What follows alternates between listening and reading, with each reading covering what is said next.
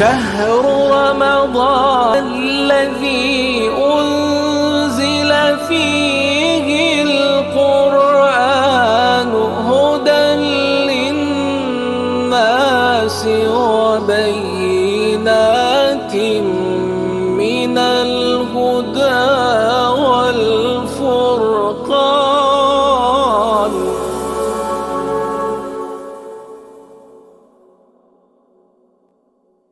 أعوذ بالله من الشيطان الرجيم. بسم الله الرحمن الرحيم.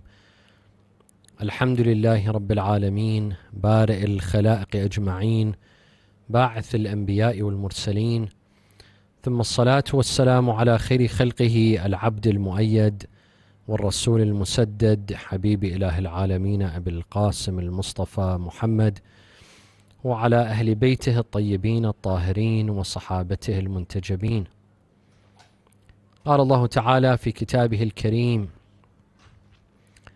إنك لا تهدي من أحببت ولكن الله يهدي من يشاء وهو أعلم بالمهتدين. صدق الله العلي العظيم.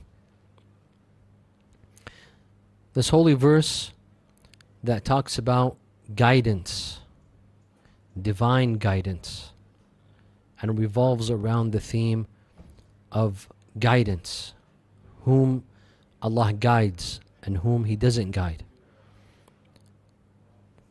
This holy verse will be the topic of our discussion tonight, inshallah, and it will revolve around the four following topics. Number one, the meaning of guidance.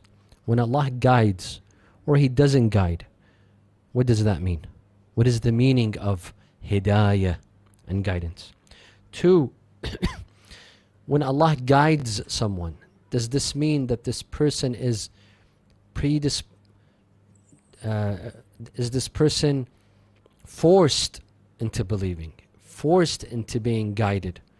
And when Allah does not guide someone, does that mean that that person has lost all chances and has no choice in being guided?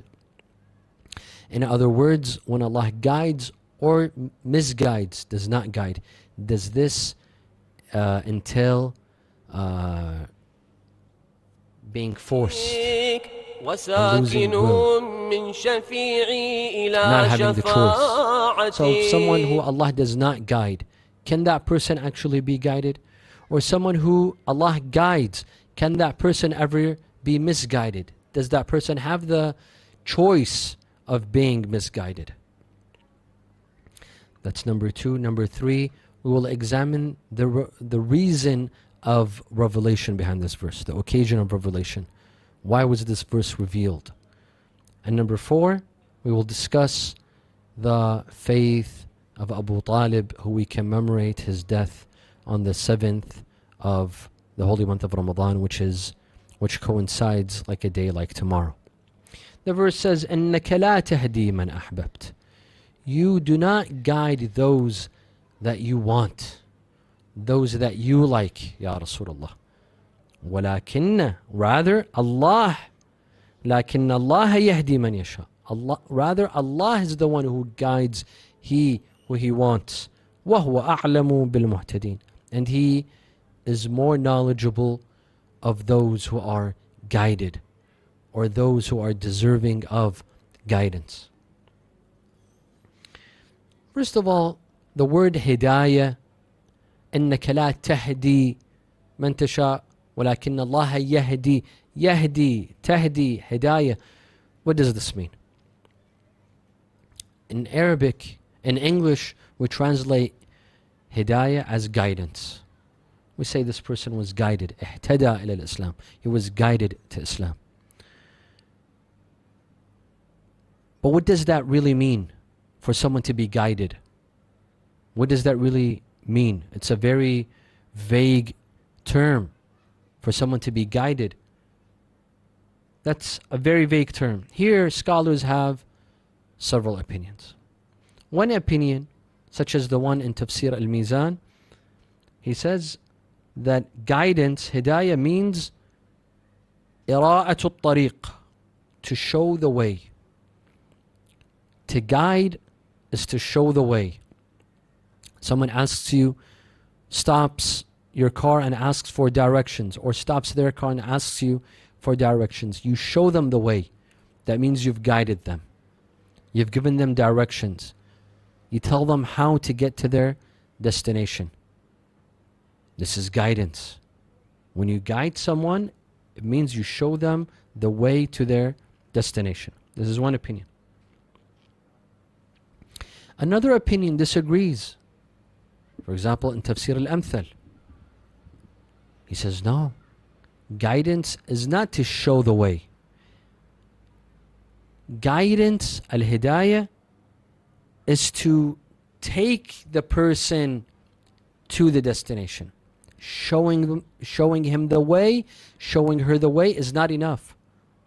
Al-isalu ila al-hadaf. To take that person to the destination. Just showing them the way, you haven't guided that person. But to take them to the destination, you make sure that that person reached the destination. How? By planting the seed of faith in their heart. By planting the seed of faith in their heart. Once you plant the seed of faith in their heart, that person will automatically reach their destination, the desired destination. That is guidance. This is hidayah. This view, the second view, says that showing them the way, this is not guidance. Because we have to separate between guidance as the job of the Prophet and guidance as the job of Allah. And here there's a mix. We shouldn't mix between the two. The Prophet shows the way, but he doesn't guide. Rasulullah sallallahu alaihi wasallam, our Imams, they show us the way. They show us the path. The path to the desired destination. The destination which is to reach Allah and Allah's satisfaction. That path is shown through the Ahlul Bayt, through the Prophets, through the Imams, through the Messengers and Prophets. If we were to explain and define guidance as showing the way, then that is the job of Prophets. But to take us to the destination by planting the seed of faith in our hearts, that is not the job of the Prophet, nor the job of the Imams, nor the job of the Ma'soomeen. Their job is to show us the way, but to take us to the destination and plant the seed of faith, that is the job of Allah Azza wa Jal. Hence, hidayah, guidance in the second meaning, not the first meaning. The first meaning, which is to show us the way, that's the job of the Prophet. By guidance, as in planting the seed of faith in our hearts and taking us to the destination, desired destination, allowing us to have faith and reach the stage of Iman and faith, that is the job of Allah Azza wa Jal. So there's a disagreement on what is hidayah and whose job is it. Is it the job of the Prophet, or is it the job of Allah? The verse is saying, إِنَّكَ لَا تَهْدِي مَنْ أَحْبَبْتَ. You don't guide. It's not your job, Ya Rasulullah. You show the way, you teach, you advise, you try your best, but guidance is up to us. That's not your job.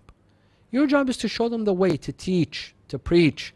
But guidance is our job. إِنَّكَ لَا تَهْدِي مَنْ أَحْبَبْتَ وَلَكِنَّ اللَّهَ يَهْدِي مَنْ يَشَاءُ. We are the ones that guide.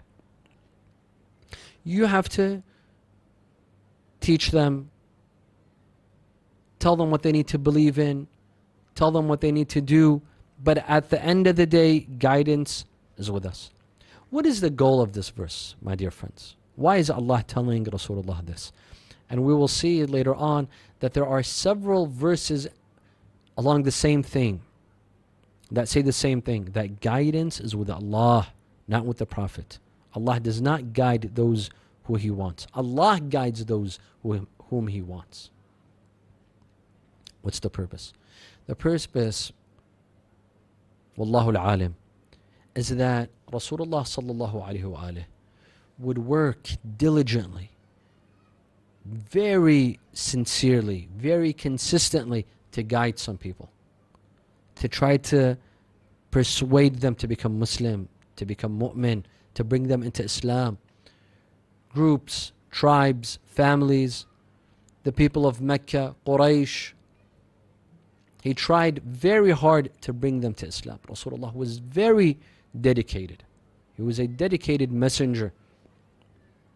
Rasulullah did not have breaks or weekends or vacations. His work was from morning till night to call people to Islam. Hence Allah sallallahu alayhi wa sallam in the Quran in Surah Taha tells them, Taha, ma anzalna alayka al-Qur'an litashqa. We did not reveal the Quran for you so that you may wear yourself out, tire yourself, overwhelm yourself. Litashqa, to overwhelm yourself. Rasulullah would overwhelm himself in guiding his people. Allah tells Rasulullah, do your job, deliver the message. Your job is to preach, is to teach. Now, as for those who hear you, some will accept, some will not accept. Don't kill yourself over them. Don't kill yourself over their belief. Some people will not believe. No matter how much you spend time and energy with them to guide them, they will not be guided. So leave it at that. Do your job. Do your best in preaching to them, in teaching them, but leave the rest to Allah Azza wa Jal. Because Allah knows who is deserving of divine guidance and who is not deserving of divine guidance. Allah knows who will actually be guided and be influenced and touched by what you taught them and preached to them, and those who will not be affected whatsoever. You do your job of teaching and preaching, and leave the rest to us. إنك لا تهدي من أحببت. You don't guide who you want, but we guide. Guidance is ultimately with Allah. This was meant to reassure Rasulullah sallallahu alaihi wasallam that his job was not more than delivering the message. He can't force people to become Muslim. No matter how much he wanted people to accept Islam, but he couldn't force it upon them. There are some people that he really wanted them to be Muslim, but he can't force it upon them. Allah told him that your job is done. As long as you deliver the message, that's it. You don't have to overburden yourself. You don't have to burden yourself. You don't have to overwhelm yourself in getting these people to guide. And subhanallah, there are some people who saw Rasulullah day in and day out. They lived with him, like the people of Mecca, like the people of Quraysh. They knew Rasulullah, they knew of his qualities, they knew that he was as-sadiq al-amin, he was trustworthy, he was honest, he would not lie, he was sane, he was not a sorcerer, he was not a poet, he did not practice magic, he was a reasonable, honest, trustworthy human being. And they saw him with the Quran, with all of these signs, with all of these miracles, yet they rejected.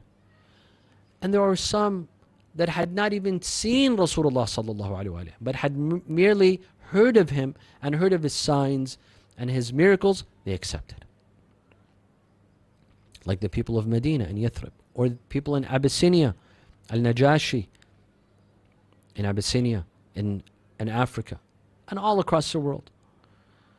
They accepted him without seeing him. So guidance is in the hands of Allah, and it also relies on those who are guided, as we shall mention in a few minutes. This theme that guidance is in the hands of Allah and not in the hands of anyone else is repeated several times in the Quran. In another verse, Allah says, لَيْسَ عَلَيْكَ هُدَاهُمْ وَلَكِنَّ اللَّهَ يَهْدِي مَنْ يَشَاءُ. It is not up to you to guide them. Allah guides. إِن تَحْرَصْ عَلَى هُدَاهُمْ فَإِنَّ اللَّهَ لَا يَهْدِي مَنْ يُضِلُّ. If you are insistent about guiding them, but Allah does not guide those who are misguided. أَفَأَنْتَ تُهْدِي الْعُمْيَ وَلَوْ كَانُوا لَا يَبْصِرُونَ. Do you want to guide the blind? Even if they don't see, you want them to see? There are some people that are blind, spiritually blind. It's like a person who is physically blind and cannot be cured. Some people are spiritually blind and they can't be cured. Why waste your time with them? You deliver them the message, you preach to them, you teach them, but don't kill yourself over them to be guided, because they don't have what it takes. فَيَضُلُّ اللَّهُ مَنْ يَشَاءُ وَيَهْدِي مَنْ يَشَاءُ. Allah is the one who guides, and Allah is the one that misguides. وَهُوَ الْعَزِيزُ الْحَكِيمُ. طيب. This is the first topic. The second topic is that when we say Allah guides and misguides, does this mean there's no free will? Does this mean that those whom Allah guides, it's not by their choice, but because Allah chose them to be guided? So they have no say whatsoever. And those whom Allah misguided, it happened without choice.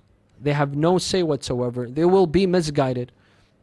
And they can never be guided. They can never come to Islam or Iman and have faith.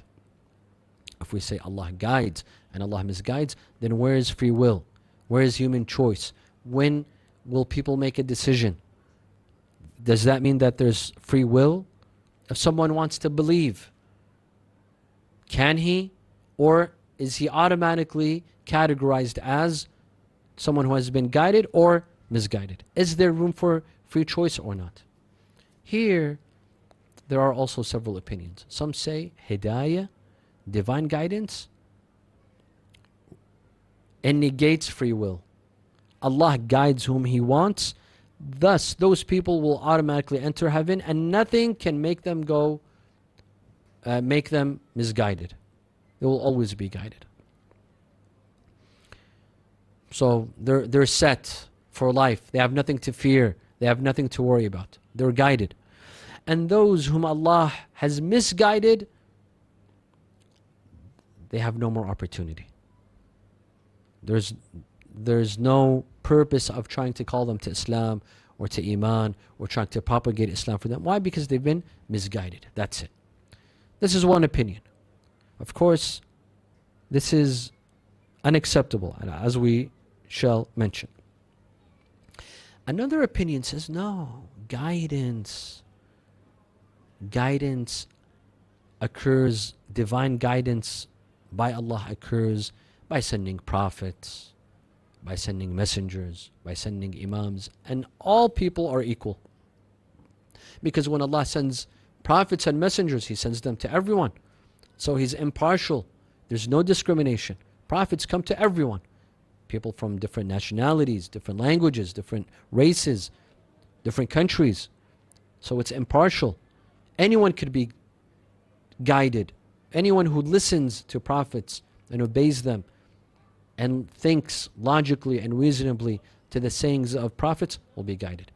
Through divine books, through imams, through the teachings of different religions, that is divine guidance.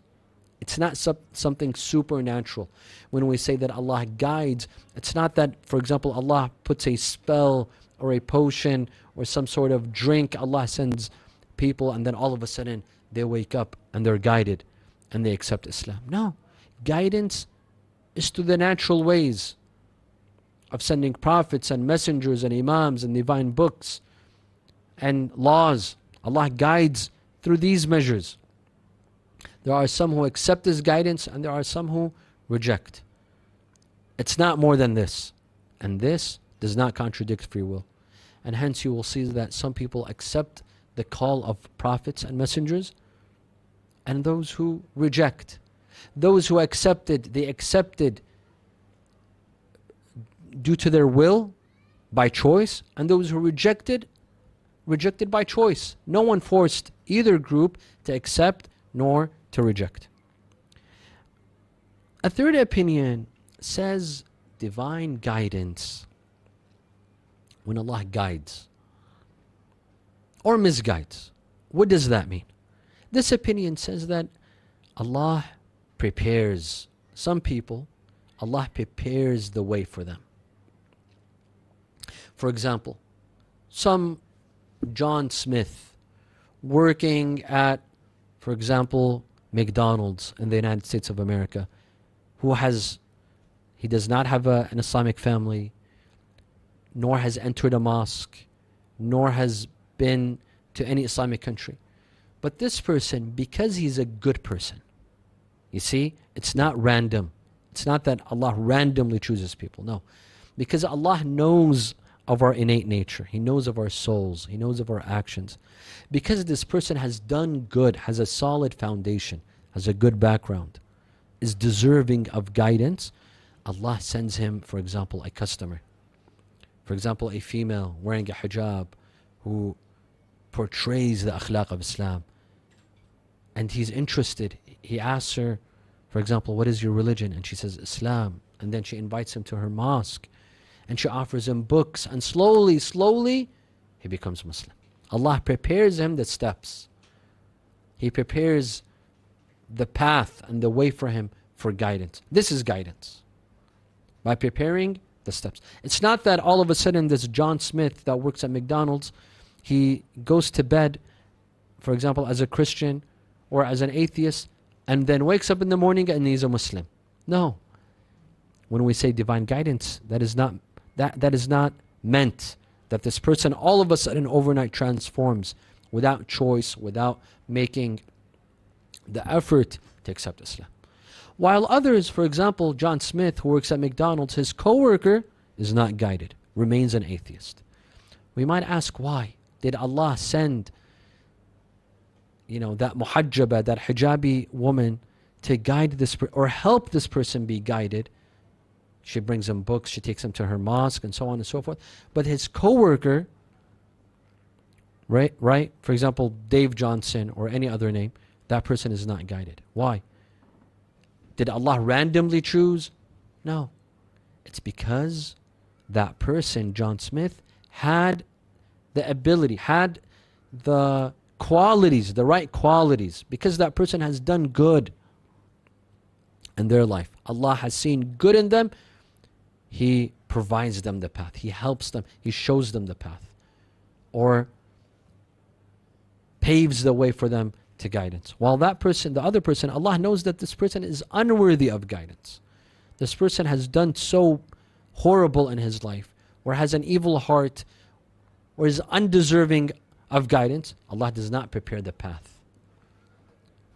So it's not something random, and it's not something done by force, rather it's by choice, but it's also tawfiq. Some people, Allah gives them the tawfiq, the blessing, the opportunity, because they are deserving of it, to be guided. And there are some people who are not deserving of guidance. They are not deserving of this tawfiq. Let me give you an example. In college, a university professor has several students.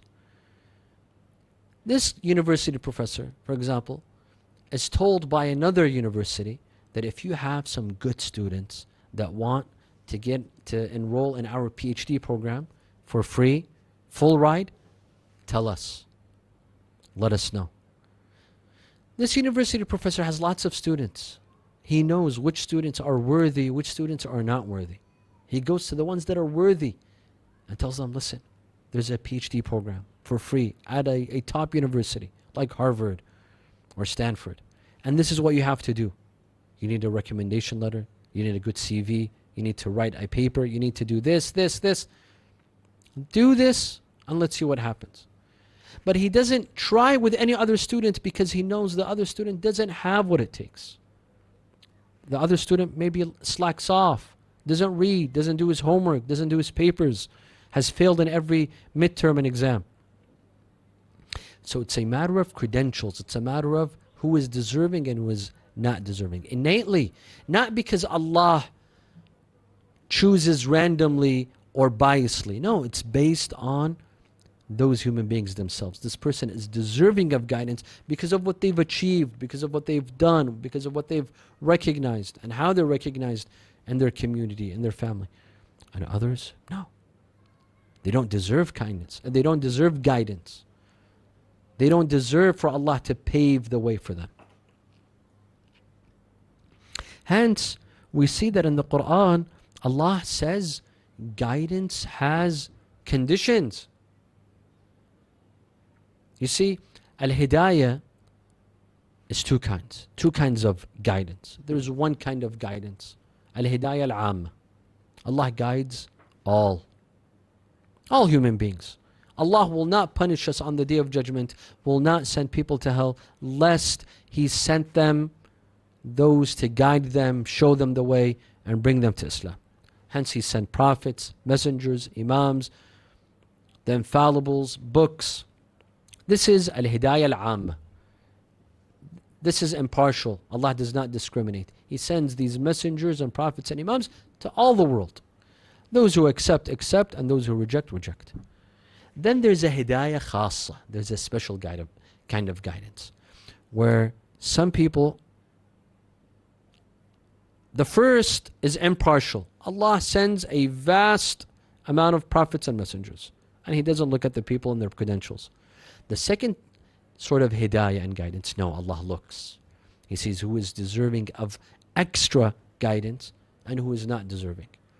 Some people, Allah gives them an extra push. They've accepted Islam, but for example, they have not accepted the wilayah of Amir al-Mu'mineen. Allah comes and gives them an extra push. Why? Because they are deserving. He sees good in them. They've made an effort. They love the truth. They want to find out the truth. They want to discover the truth. While someone else doesn't. See, Allah says there are conditions. Allah doesn't just pass out guidance randomly. No, there's conditions. يَهْدِي بِهِ اللَّهُ مَنِ اتَّبَعَ رِضْوَانَهُ سُبُلَ السَّلَامِ. Allah guides those who follow His satisfaction, try to achieve His satisfaction. وَيَخْرُجُهُم مِّنَ الظُّلُمَاتِ إِلَى النُّورِ بِإِذْنِهِ وَيَهْدِيهِمْ إِلَى صِرَاطٍ مُسْتَقِيمٍ. Those who want to satisfy Allah, Allah guides them even more, adds to their guidance, helps them even more, grabs their hand and walks them along because they are deserving. إِنَّ اللَّهَ يُضِلُّ مَنْ يَشَاءُ وَيَهْدِي إِلَيْهِ مَنْ أَنَابَ. Allah guides those who want guidance, are sincere in being guided. They want Allah to take their hands and show them the way. Not those who are lost or could care less. Show Allah that you want guidance and Allah will guide. Thus, it's not a random process that Allah chooses. There are those who are deserving of guidance. Allah sees it in them, the desire to be guided. There's a desire, a want to be guided, and there's an effort. Some people make an effort. وَالَّذِينَ جَاهَدُوا فِينَا لَنَهْدِيَنَّهُمْ سُبُلَنَا. Those who make an effort to be guided, they go out and read and search and want to discover the truth, Allah will show them the truth. But if you're sitting at home and you don't want to know the truth, those who don't want to know, for example, the truth about Ahlul Bayt, Allah is not going to, send someone to knock on their door and tell them, listen, do you know that the first Imam is Ali ibn Abi Talib and the last is Imam al-Mahdi, and so on and so forth. You have to make an effort to discover the truth, and Allah will take you to the truth, and Allah will guide you to the truth. Look at those who became Muslim and those who followed the school of thought of Ahlul Bayt. They made an effort. In a hadith, Allah says, my servant, take one step towards me, I will take 10 steps towards you. If we take one step towards Allah, Allah will take 10 steps towards us. Now, as for the reason of revelation behind this verse, according to the Sunni school of thought, and this is in Al-Bukhari, in Al-Muslim, they say that this verse was revealed regarding Abu Talib. Rasulullah sallallahu alaihi wasallam tried his best to guide his uncle Abu Talib, but Abu Talib refused. Abu Talib refused to be guided. He refused to be Muslim. And they mention a hadith, for example, this is in Asbab Nuzul al-Ayat by Al-Wahidi, that at the time of his death, at the moment of his death, Abu Talib, Rasulullah sallallahu alaihi wasallam came to him and he kept on telling him, say La ilaha illallah. Let your last words on earth in your life be La ilaha illallah. And he kept on refusing. He kept on refusing until he died without saying La ilaha illallah. And then Rasulullah sallallahu alayhi wa alayhi, he said, Wallah la astaghfiranna laka. I will seek forgiveness for you. This is in Asbab Nuzul al-Ayat by Al-Wahidi, page 228. Regarding this verse, إِنَّكَ لَا تَهْدِي مَنْ أَحْبَبْتَ وَلَكِنَّ اللَّهَ يَهْدِي مَنْ يَشَاءُ, the occasion of revelation, according to the Sunni school of thought, that it was revealed regarding Abu Talib. That Rasulullah tried his best to get Abu Talib, the father of Ali, Amir al-Mu'mineen, to accept Islam, but he rejected. And then Rasulullah says that I will pray for you. But Allah reveals the verse, ما كان للنبي والذين آمنوا أن يستغفروا للمشركين ولو كانوا أولي قربى. That the Prophet and the believers cannot seek forgiveness for the mushrikeen, for polytheists, even if they are relatives, even if they are family members. So they come and say that this verse was revealed regarding Abu Talib, the father of Amir al-Mu'mineen. And in fact, in Muslim, in Sahih Muslim, he says, أجمع المفسرون أنها نزلت في أبي طالب. That all Mufassirin have agreed that this verse was revealed regarding Abu Talib. Of course, when he says all Mufassirin, not Shia Mufassirin, not the Mufassirin of Ahl Bayt, but the Mufassirin of the other school of thought. I ask, why do they say this? The answer is clear. Because Abu Talib is the father of Ali ibn Abi Talib. His crime is that he was the father of Ali ibn Abi Talib. Hence, they distort the verse, the meaning of the verse, the occasion of revelation, just to harm Amir al-Mu'mineen and to upset Amir al-Mu'mineen and to try to damage the reputation of Amir al-Mu'mineen by saying that this verse was revealed regarding his father Abu Talib, and that Abu Talib did not die as a Muslim. He did not say the Shahadatain before his death, and he died as a mushrik. This is false. This has not been narrated by the school of thought of Ahl al-Bayt. In fact, Ahl al-Bayt tell us, for example, Shaykh al-Tusi in Tafsir al-Bayan, he says that this verse is talking about the people of Mecca, the people of Quraysh. Rasulullah sallallahu alaihi wasallam worked so hard to try to get them to accept Islam, yet they rejected. They persecuted him, they hurt him, until Rasulullah was forced to flee from Mecca and to go to Medina, to go to Yathrib. And there he started his movement. There he began his government, and Islam began to spread from Medina, not in Mecca. His own family, his own tribe, Quraysh, did not accept Islam. It's talking about Quraysh and not about Abu Talib. Not about Abu Talib. Yes, unfortunately, scholars from other schools of thought believe the verse is speaking about Abu Talib. But it is not. It is speaking about Quraysh and other tribes whom Rasulullah tried his best to bring them to Islam. We in the school of thought of Ahl al-Bayt believe that Abu Talib, and this is our fourth and final topic that we conclude with, Abu Talib died a mu'min. He died a believer. Imam Sadiq alayhi salam was narrated in Al-Kafi. He said, إن مثل أبي طالب مثل أصحاب الكهف أسر الإيمان. إن مثل أبي طالب مثل أصحاب الكهف أسر الإيمان وأظهروا الشرك فآتاهم الله أجرهم مرتين. That the example, the parable of Abu Talib is like those, the people of the cave, Ahl al-Kahf. What's the relation between Abu Talib and Ahl al-Kahf? Ahl al-Kahf are those who hid their faith. They pretended to be mushrik. They pretended to be non-Muslim. But deep down inside, they were believers, and Allah rewarded them twice. He rewarded them twice. And so too did Abu Talib. In Tafsir al-Safi by Al-Fayd al-Kashani, he says, إنما أسر الإيمان وأظهر الشرك ليكون أقدر على نصرة النبي.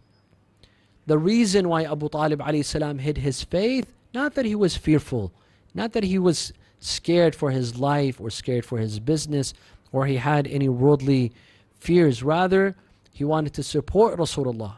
He felt that this is the best way that he could support him, by pretending not to be one of his followers, in order to discover the plans of Quraysh.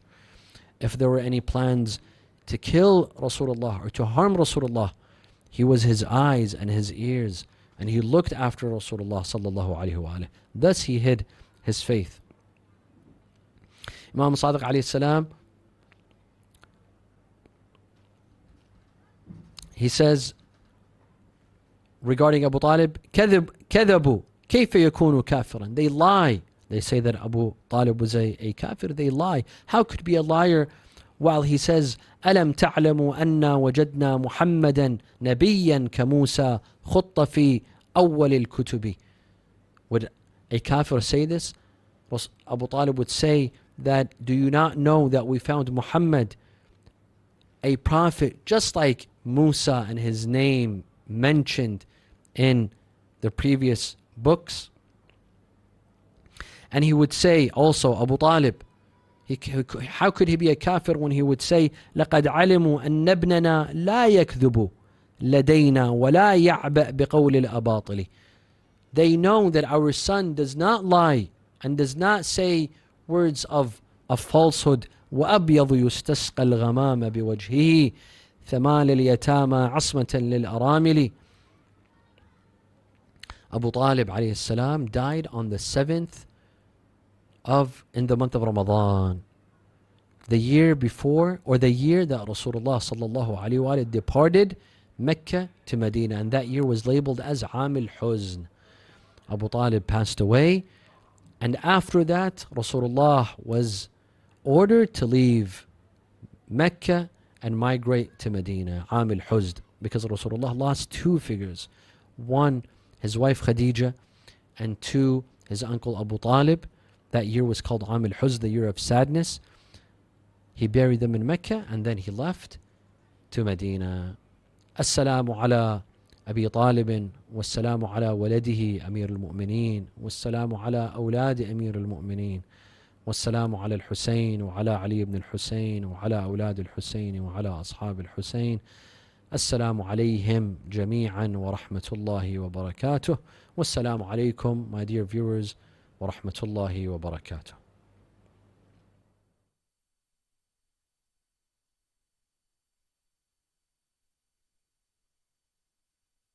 فيه القرآن هدى للناس وبينات